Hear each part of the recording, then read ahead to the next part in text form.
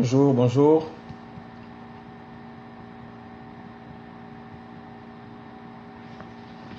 Bonjour Ricardo. Bonjour ma femme. Bienvenue.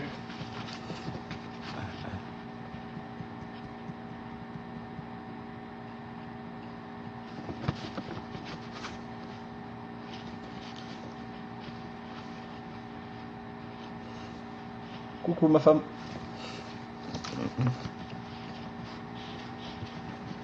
Bonjour à vous. Soyez les bienvenus.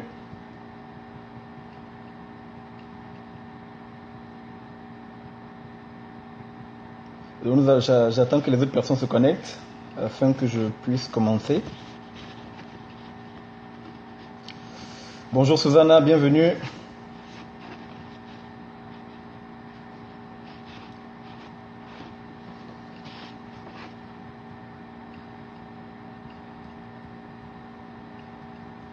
Hello, hello Susanna.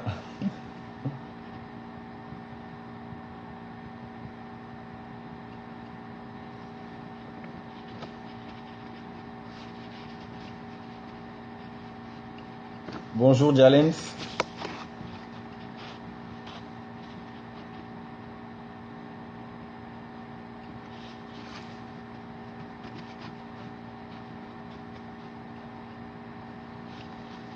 En tout cas, je vais essayer de faire du mieux que je peux pour transmettre.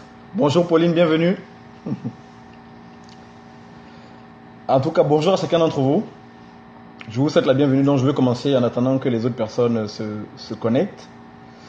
Donc aujourd'hui, j'ai envie de toucher le sujet de la procrastination. Donc avant d'aller plus loin, j'ai simplement envie de... Bonjour Anna, bienvenue. J'ai simplement envie de me présenter. Donc je suis Henri Missola, pour ceux qui ne me connaissent pas.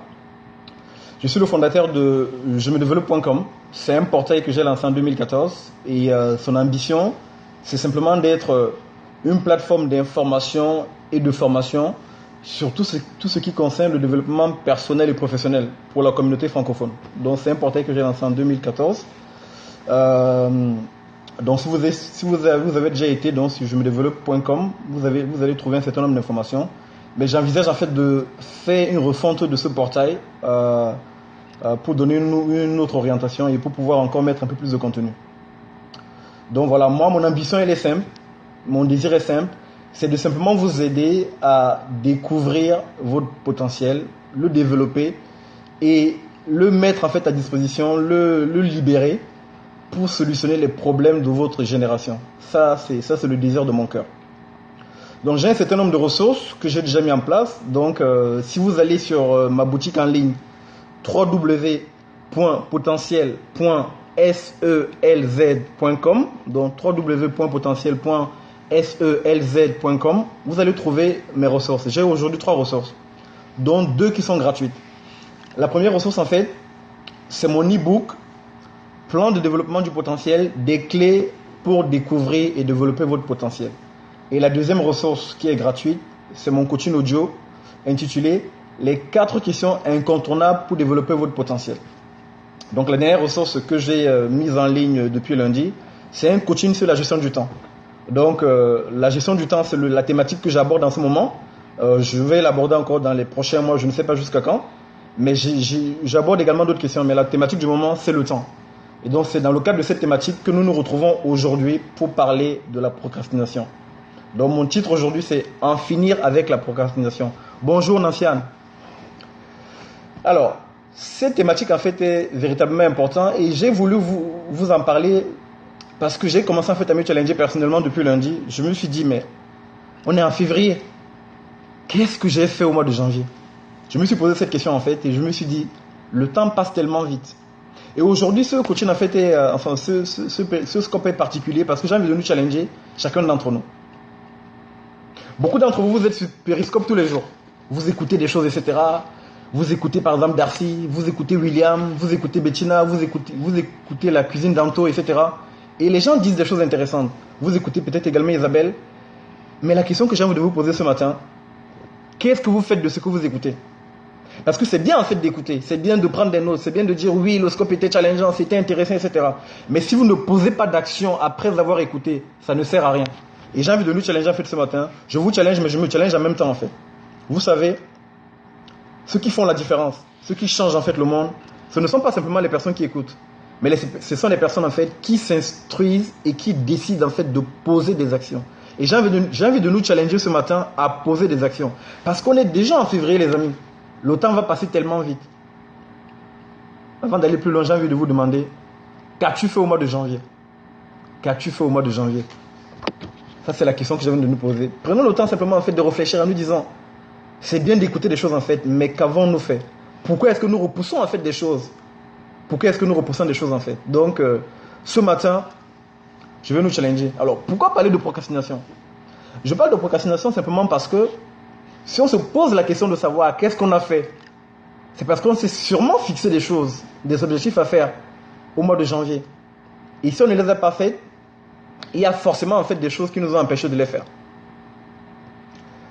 Et ce matin, donc avant d'aller plus loin, j'ai envie de définir ce que c'est que la procrastination. De façon simple en fait, on définit la procrastination comme le fait de reporter à demain ce qu'on peut faire aujourd'hui.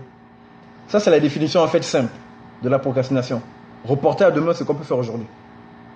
Mais je vais donner une définition un peu plus précise, un peu plus qui prenne les différents contours.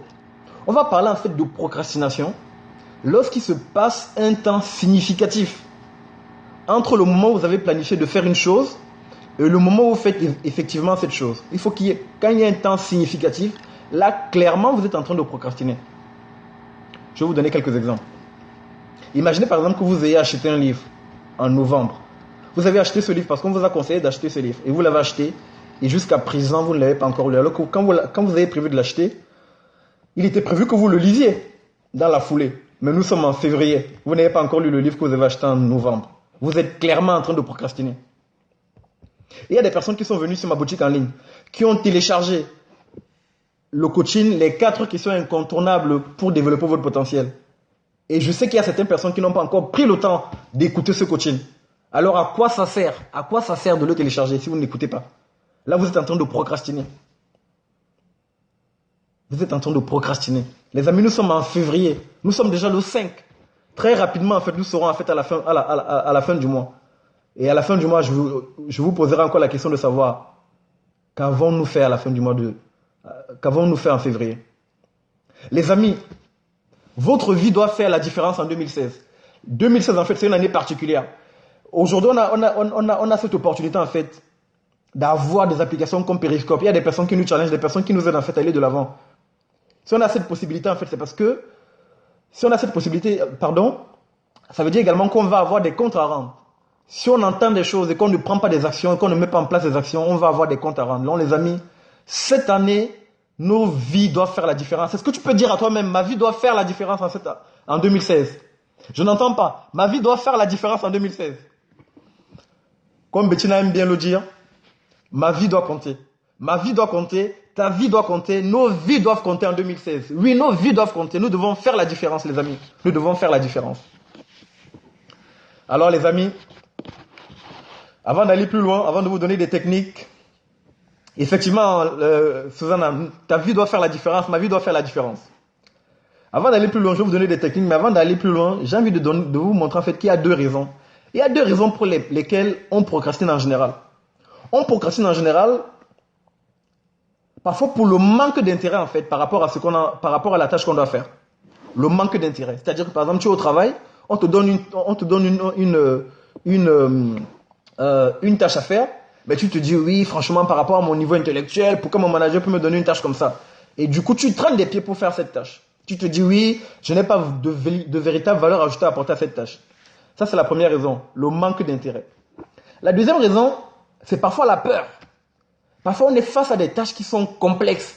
Et on se dit, ah, franchement, c'est trop compliqué cette affaire. Ah, c'est trop gros. Comment je vais faire, etc. Il y a la complexité, en fait, qui vous effraie et parfois vous décourage. Ça, c'est ça, c'est la deuxième raison que j'ai identifiée, qui empêche les gens, en fait, de faire les choses aujourd'hui. Vous savez,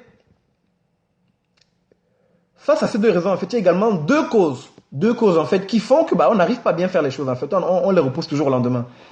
L'une des causes majeures, en fait, c'est l'organisation personnelle. C'est pour ça que je suis là aujourd'hui en parlant de gestion du temps. L'organisation personnelle. Vous savez, les personnes qui sont organisées ont plus facilement, font face plus facilement à la procrastination que les personnes qui ne sont pas organisées. Parce qu'une personne organisée, en général, va planifier ce qu'elle a à faire.